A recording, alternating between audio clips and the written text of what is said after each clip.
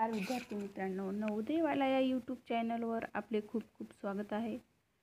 या ठिकाणी आपण इयत्ता 4थी स्कॉलरशिप शिष्यवृत्ती परीक्षा या वर्गासाठी इंग्रजी विषयाची तासिका आज आपण घेणार आहोत।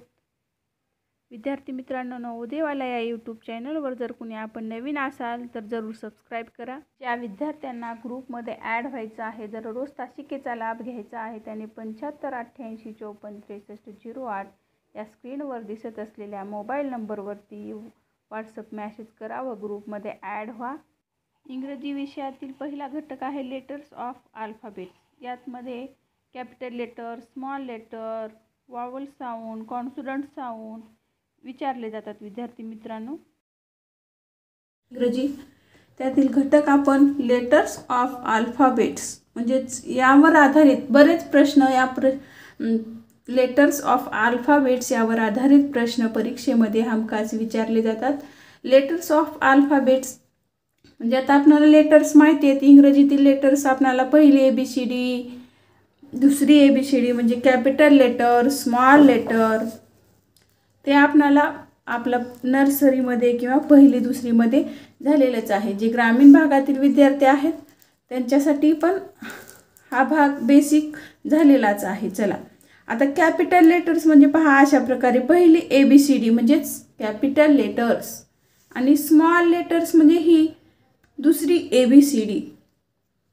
अल्फाबेट्स म्हणजेच मुळाक्षरे। आता जसं मराठीमध्ये क ते ज्ञ, अ ते ज्ञ पर्यंत जे आपण लिहितो तसंच इंग्रजीमध्ये सुद्धा A to Z पर्यंत जे हे जे अक्षर आहेत अल्फाबेट्स आहेत, मराठीमध्ये त्याला मुळाक्षरे म्हणतो आणि इंग्रजीमध्ये याला आपण अल्फाबेट्स असं म्हणतो।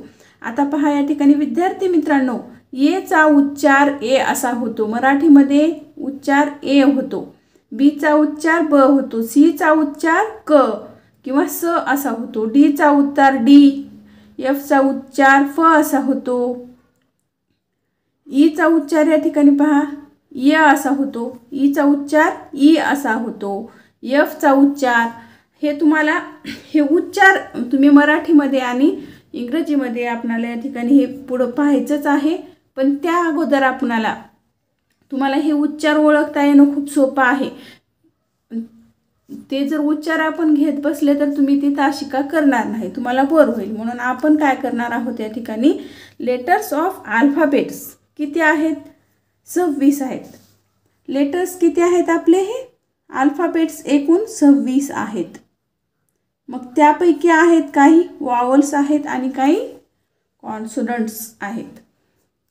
कॉन्सोनंट्स चला आता मग यापैकी वॉवल्स किती आहेत ते पहा।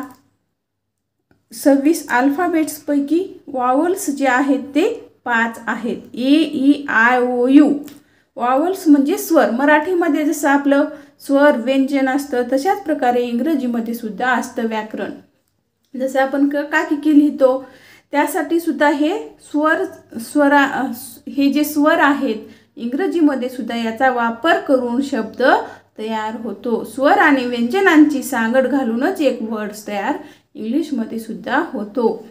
तर चला विद्यार्थी मित्रांनो, स्वर आणि व्यंजन जर तुम्हाला समजले तर कोणताही प्रश्न लेटर्स ऑफ अल्फाबेट्स या घटकावर विचारल्यानंतर तुम्हाला निश्चितच सोडवता येणार आहे। चला बारकाईने याचा आपल्याला या ठिकाणी अभ्यास करायचा आहे। आता A, I, O, U हे काय आहेत? स्वर आहेत। किती आहेत स्वर? 5 आहेत। बाकीचे मग उरलेले जे आहेत अल्फाबेट्स B to Z पर्यंत जे अल्फाबेट्स आहेत ते कॉन्सोनंट्स आहेत, म्हणजेच व्यंजने। मराठीमध्ये त्याला आपण व्यंजन असं म्हणतो। मग पहा या ठिकाणी कॉन्सोनंट्स कोणकोणते आहेत? 21 कॉन्सोनंट्स आहेत। B, C, D, A, I, O, U जर सोडले यातील तर हे सर्व काय आहेत? कॉन्सोनंट्स आहेत। स्क्रीनशॉट काढून घ्या, तुम्हाला सोपं जाईल। चला आता आपण या ठिकाणी शब्दांचा ध्वनी, आवाज, वॉवल्स आणि कॉन्सोनंट्स हे शब्दामध्ये आल्यानंतर कशा प्रकारे आपल्याला ओळखता येतं, त्यांचे आवाज कशा प्रकारे शब्दामध्ये ओळखता येतील आपण या ठिकाणी पाहणार आहोत। विद्यार्थी मित्रांनो, आता एखादा तुम्हाला परीक्षेमध्ये अशा प्रकारे ॲपल असेल, ऑरेंज असेल, फॅन असेल, अशा प्रकारे तुम्हाला काही वर्ड्स परीक्षेमध्ये दिले जातात. मग त्यावर आधारित त्याचा तुम्ही हा ॲपल आहे, ॲपल या शब्दाचाच ॲपल हे शब्द कोणत्या ध्वनीने सुरू होत आहे असा प्रश्न या ठिकाणी परीक्षेमध्ये तुम्हाला विचारला जातो. मग ॲपल ये ह्या अक्षरापासून लेटर्सपासून सुरू होत आहे. मग मराठीमध्ये त्याचा आवाज कसा होत आहे, ध्वनी असा होत आहे. मग एचा आवाज पहा या ठिकाणी, एचे आवाज असं ए जर आपण वाचन केल्यानंतर एचा आवाज आपण ए असं मराठीमध्ये लिहितो आणि शब्दामध्ये लिहत असताना पहा एचा आवाज असा होतो. हा ॲपल, आता हे ॲपल हा शब्द आहे. मग या ठिकाणी ह्या एचा आवाज या ठिकाणी या वर्ड्स, आता हे वावल्स आणि कॉन्सोनंट्स जोडून हा एक वर्ड्स तयार झालेला आहे. मग पहा या ठिकाणी हे एचा आवाज या ठिकाणी ॲपल, आपण ॲपल असं एकदम जर वाचन केलं तर एचा आवाज या ठिकाणी असा होत आहे. आलं लक्षात? मग आता या ठिकाणी हे ॲपल अशा प्रकारे याचा आपण ध्वनी ओळखू शकतो. आता विद्यार्थी मित्रांनो, आपण यासोबतच आर्टिकल्स हा घटक सुद्धा या ठिकाणी आपण शिकणार आहोत सोबतच. आता ॲपल हे काय आहे? आता हे पहा, ॲपलमधील ये हे काय आहे? वावल्स आहे. हे काय आहे? वावल्स आहे. म्हणून या ठिकाणी ज्या शब्दाची सुरुवात, आता ज्या नामाच्या उच्चाराची सुरुवात ध्वनीसारखी, स्वराच्या ध्वनीसारखी जर होत असेल अशा एकवचनी नामापूर्वी ॲन हे उपपद लावायचं किंवा ॲन हे उपपद वापरतात. इथं काय येईल मग? ॲन ॲपल अशा प्रकारे एकवचनी नामापूर्वी ए हे काय आहे? वावल्स आहे. म्हणून या ठिकाणी ॲन हे उपपद आलं. आता पहा या ठिकाणी यानंतर नेक्स्ट काय आहे आपला वर्ड्स? अँट आहे. मग अँट काय आहे? हे अँट सुरुवातीचा आवाज लक्षात ठेवा, ANT अँट, असा आवाज या ठिकाणी होत आहे ह्या एचा. म्हणून या ठिकाणी ॲन ॲपल हे आर्टिकल या ठिकाणी लागेल. ह्या शब्दापूर्वी ॲन हे आर्टिकल लागेल. आलं लक्षात? विद्यार्थी मित्रांनो, तुम्हाला अशा प्रकारे हे बुक BOOK, मग आता हा हे बुक हे नाव आहे, एक वर्ड्स आहे. या वर्ड्सचं मग मराठीमध्ये याचा आपल्याला उच्चार ओळखायचा असतो. बुक, मग या ठिकाणी पहा उच्चार काय होत आहे? बू. मग ब असा आवाज या ठिकाणी निघत आहे. मग सुरुवातीला ब आवाज निघणारे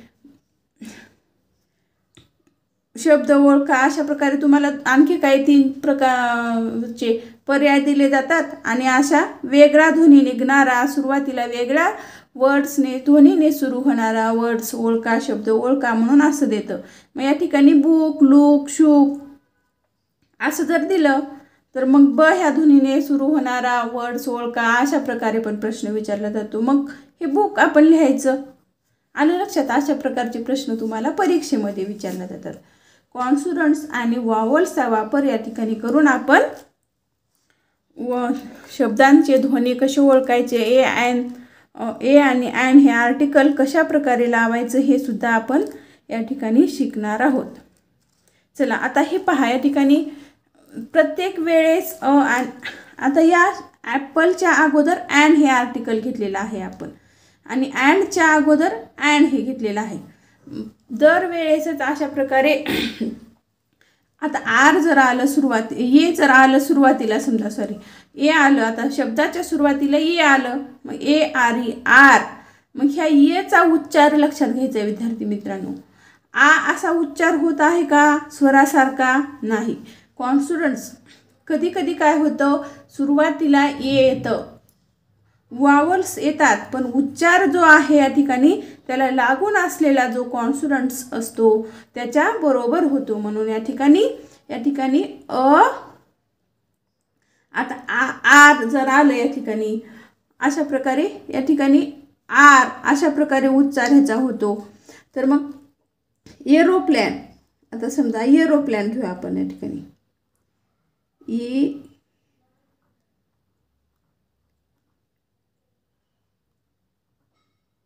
आता हे एरोप्लेन आहे. एरोप्लेन काय आहे? हे विमान. मग एरोप्लेन असं आपण या ठिकाणी लिहू शकतो. आता ह्याची सुरुवात ये पासून होते आहे, पण उच्चार जो आहे एरोप्लेन असा वावल्सने स्वरांनी याचा जो उच्चार ह्या शब्दामध्ये निघत नसल्यामुळं एरोप्लेन अशा प्रकारे आपण याचं आर्टिकल्स या ठिकाणी लिहू शकतो. यानंतर आपल्याला नेक्स्ट वावल्स आहे पहा ई. आता पहा या ठिकाणी ई हे काय आहे? वावल्स आहे. मग ईचा आवाज मराठीमध्ये ये, ई आणि ई असा निघतो. मग या ठिकाणी पहा यक, एलिफंट, आई अशा प्रकारे हे काय आहेत? आपले शब्द आहेत. यक, एलिफंट, आई. मग ई हे काय आहे? सुरुवातीला आता वर्ड्सच्या सुरुवातीला ई असेल. ई हे काय आहे? वावल्स आहे, स्वर आहे. म्हणून या ठिकाणी अँड, यक, अँड, एलिफंट. विद्यार्थी मित्रांनो, ज्या नामाच्या उच्चाराची सुरुवात स्वराच्या ध्वनीसारखी होत असेल अशा एकवचनी नामापूर्वी अँड हे उपपद वापरतात. आलं लक्षात? चला आपण सोबत आर्टिकल्सचा वापर करून वर्ड्सचा आवाज ध्वनी जो आहे तो ओळखायला शिकत आहोत. मग यानंतर काय आहे? आपलं नेक्स्ट आय आहे. आता या ठिकाणी पहा ए, आय, ओ, यू हे 5 वावल्स आहेत. त्यापैकी ए आणि ई झालेला आहे. यानंतर आपण आय ह्या वावल्सची माहिती पाहणार आहोत. आयचा उच्चार पहा मराठीमध्ये काय होतो? आयचा उच्चार मराठीमध्ये ई असा होतो. आयचे पहा आणि आय असा सुद्धा होतो. आय असा सुद्धा होतो. तर पहा विद्यार्थी मित्रांनो, आईस्क्रीम. आता याच्या आपण आईस्क्रीम. तर आपण आत्ताच सांगितलेलं आहे, ज्या नामाच्या उच्चाराची सुरुवात म्हणजे वावल्सनी होत असेल, स्वराची वावल्सच्या ध्वनीसारखा जर होत असेल अशा एकवचनी नामापूर्वी अँड हे उपपद लावायचं. And ice cream. आय या ठिकाणी पहा याचा आई असा, या आयचा जो उच्चार आहे आय असा होत आहे. म्हणून या ठिकाणी अँड हे उपपद आर्टिकल या ठिकाणी लागेल. आपण एकाच तासिकेमध्ये आईस्क्रीम आयचा उच्चार या ठिकाणी काय होत आहे? आय असा होत आहे. दोन चॅप्टरचा अभ्यास आपण या ठिकाणी करत आहोत. चला आर्टिकल्स कशा प्रकारे लावायचं आणि त्याचे उच्चार कशा प्रकारे ओळखायचं तो सुद्धा आपण या ठिकाणी घेत आहोत. चला जेणेकरून आपल्याला शिकायला सोपं जाईल आणि कमी वेळेमध्ये आपल्याला शिकणं होईल. आता आईस्क्रीम लावला आपण. आता पहा या ठिकाणी आपण दुसरा एक वर्ड्स घेऊ फाईन. आता चला बरं याचं सांगा काय होईल? या ठिकाणी कोणता आर्टिकल लागेल? या ईचा जो उच्चार आहे FINE उच्चार पहा या ठिकाणी फाईन. फाईन काय? एफ हे सुरुवात आता बऱ्याच वेळेस काय होते विद्यार्थी मित्रांनो, सुरुवात जी आहे कॉन्सोनंट्सनी होते, पण त्याचा जो आवाज आहे या ठिकाणी आयचा येत आहे. फाईन, फाईन, आईन असा आय असा आवाज या ठिकाणी येत असल्यामुळं अँड फाईन अशा प्रकारे हे आर्टिकल लागल. आणि आय सुरुवातीला जो ह्या शब्दाचा उच्चार आहे फाईन आ असा उच्चार होत असल्यामुळं आय असा उच्चार होत आहे. म्हणून या ठिकाणी अँड हे आर्टिकल लागलं. फाईन या शब्दाचा फाईन फचा उच्चार होत आहे सुरुवातीला, यानंतर आयचा उच्चार होत आहे. मग फाईन आई असा उच्चार होत असल्यामुळं अँड हे आर्टिकल लागलेलं आहे. तुम्हाला जर अशा फाईन हा जर शब्द आला परीक्षेमध्ये याचा सुरुवातीचा आवाज ध्वनी ओळखा म्हटल्यानंतर याचा उच्चार काय आहे, सुरुवातीचा फ आहे. मग फ असा फ हे आपणाला या ठिकाणी उच्चार मराठीमध्ये सांगा म्हणून प्रश्न येतो. मग याचा उच्चार काय होत आहे, फ असा उच्चार या ठिकाणी होत आहे. आलं लक्षात. आणि शेवटी काय होत आहे, न असा उच्चार होत आहे. शेवट या वर्डचा जो उच्चार होत आहे शेवटी न असा उच्चार होत आहे. विद्यार्थी मित्रांनो, आणखी एक आपण या ठिकाणी हे घेऊ, वर्ड्स घेऊ. आता हे पहा, या ठिकाणी बर्ड, हे काय आहे, बर्ड आहे. मग आता बर्ड या ठिकाणी आय जे आहे या ठिकाणी सायलेंट आहे. या ठिकाणी ह्या आयचा जो उच्चार आहे, ह्या आयचा उच्चार ई असा होत आहे. म्हणून त्या ठिकाणी हे या ठिकाणी वावल्सचा उच्चार होत नाही बर्ड्स. मग या ठिकाणी सुरुवातीला काय आलेलं आहे, बी हे कॉन्सोनंट्स आलेला आहे या वर्ड्समध्ये. मग या ठिकाणी काय होईल, आर्टिकलमध्ये आपल्याला या ठिकाणी ए हे आर्टिकल लागल. ए अँड द हे आर्टिकल आहेत. यापैकी आपणाला ह्या बर्ड्सच्या ज्या वर्ड्समध्ये ह्या बर्ड्सच्या अगोदर ए हे आर्टिकल लागेल आणि बर्ड ब असा सुरुवात जी आहे या वर्ड्सची ब ह्या ध्वनीने होत आहे. आलं लक्षात. चला पुढचा आपला नेक्स्ट वॉवल्स आहे.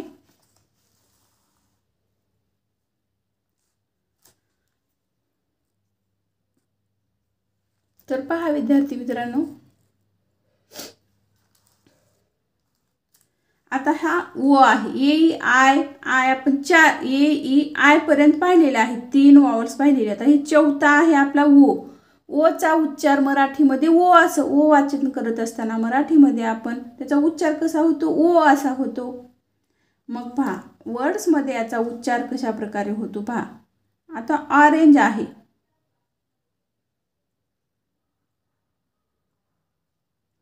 ऑरेंज आहे. त्यामुळे ह्या ओचा उच्चार कसा होत आहे पहा बरं. ओचा उच्चार या ठिकाणी काय होत आहे, असा होत असल्यामुळं अँड ऑरेंज हे आर्टिकल, अँड हे आर्टिकल या ठिकाणी लागेल. आणि याचा असा उच्चार सुरुवातीला असा उच्चार होत आहे बरं ह्या ओचा, ऑरेंज. उच्चार सुद्धा आपल्याला या ठिकाणी शिकायचे आहेत. वर्ड्समध्ये जसं उच्चार विचारतो प्रश्नामध्ये, उच्चार सुद्धा विचारले जातात, ध्वनी विचारले जातात. ध्वनी ओळखायचं असतात आपल्याला. यंड्स अँड स्टार्टिंगचं ध्वनी विचारलं जातं परीक्षेमध्ये. यंड्सचं ध्वनी विचारला जातो परीक्षेमध्ये. जो आवाज आहे, ध्वनी आहे, तो परीक्षेमध्ये हमखास विचारला जातो. तर तो आपल्याला जास्तीत जास्त इंग्लिशच्या जास्तीत जास्त वर्ड्स वाचन केल्यामुळे तुम्हाला तो ओळखता येणं सोपं जाणार आहे. आता विद्यार्थी मित्रांनो, आणखी एक आपण ओ या वॉवल्सचं एक हे घेऊ आपण. आता पहा, HORSE हे काय आहे, हॉर्स. मग ह्या ठिकाणी यचचा आवाज काय आहे, या ठिकाणी ह असा होत आहे. या यचचा आवाज, ओचा आवाज काय, ह असा होत आहे. म्हणून या ठिकाणी अ हॉर्स, ए हे आर्टिकल या ठिकाणी लागेल. ए हे आर्टिकल या ठिकाणी लागेल. आलं लक्षात. आता पहा, या ठिकाणी काही शब्द सायलेंट असतात विद्यार्थी मित्र, जसं की ऑनेस्ट, अपवाद आहेत अशा प्रकारे काही शब्द ऑनेस्ट.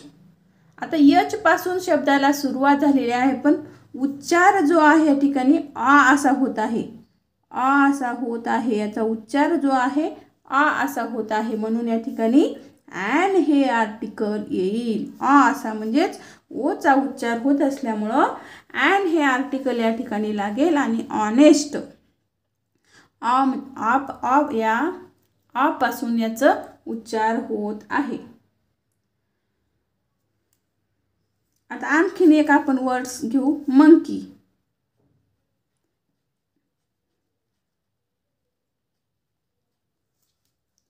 हे काय आहे? मंकी आहे. मंकी. या ठिकाणी पहा, या ठिकाणी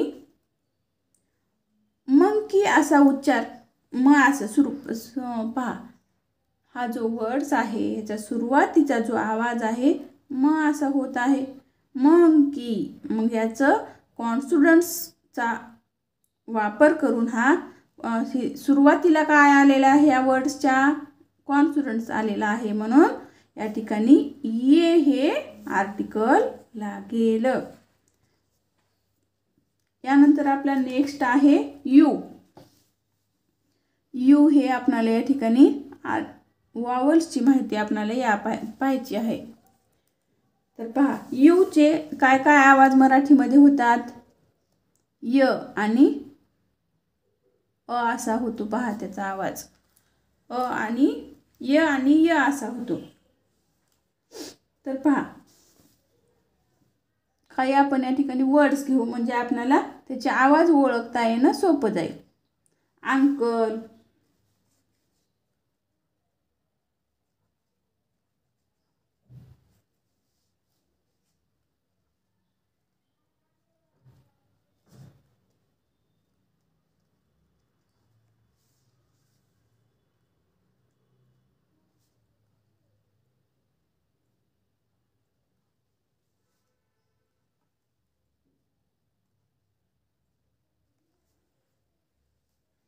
पहा विद्यार्थी मित्रांनो, आता यूचा आवाज य असा पण होतो, यूचा आवाज असा पण होतो, पण आपण तो शब्द वाचन केल्यानंतर आवाज कोणत्या वर्ड्समध्ये आहे, शब्दामध्ये आहे, आणि य आवाज कोणत्या वर्ड्समध्ये, शब्दामध्ये आहे तो आपण या ठिकाणी ओळखू. आता हे काय आहे? यूचा अंकल, अंकल. मग ह्या यूचा आवाज या ठिकाणी काय येत आहे? असा येत आहे. म्हणून या ठिकाणी मग आर्टिकल्स जर वापरत असताना आपण अँड, अंकल, अँड हे आर्टिकल या ठिकाणी येईल. असा ध्वनी स्वर या ठिकाणी स्वर येत आहे, अचा स्वर येत असल्यामुळं अँड, अंकल. यू हे आहे वावल्स जे आहे या ठिकाणी, यू हे वावल्स सुरुवातीला आलेलं असल्यामुळं अँड हे आर्टिकल वापरायचं. आता अंपायर, या यूचा स्वर काय आहे? असा होत आहे. मग या ठिकाणी काय वापरायचं? अँड हे आर्टिकल वापरायचं. आता युनिव्हर्सिटी. विद्यार्थी मित्रांनो, प्रत्येक वेळेस यूचा उच्चार जो आहे असाच होत नाही, य पण होतो. ह्या युनिव्हर्सिटीचा ह्या यूचा जो उच्चार होत आहे या ठिकाणी आता ही काय आहे? हे वावल्स आहे या ठिकाणी. सुरुवातीला वावल्स, काही वेळेस काय होतं माहिती का? वावल्सनी सुरुवात होते पण त्याची कॉन्सोनंट्स हा उच्चार या वर्ड्समध्ये येतो. मग यूचा उच्चार पहा या ठिकाणी य होत असल्यामुळं युनिव्हर्सिटी हे या ठिकाणी आर्टिकल्स या ठिकाणी लागेल. आता युजफुल व्हिडिओ, यू ह्या यूचा उच्चार या ठिकाणी काय होत आहे? य. मग पहा, य म्हणजे काय? वाय म्हणजे य, आणि हे य म्हणजे ये. मग हे काय आहे? वावल्स आहे.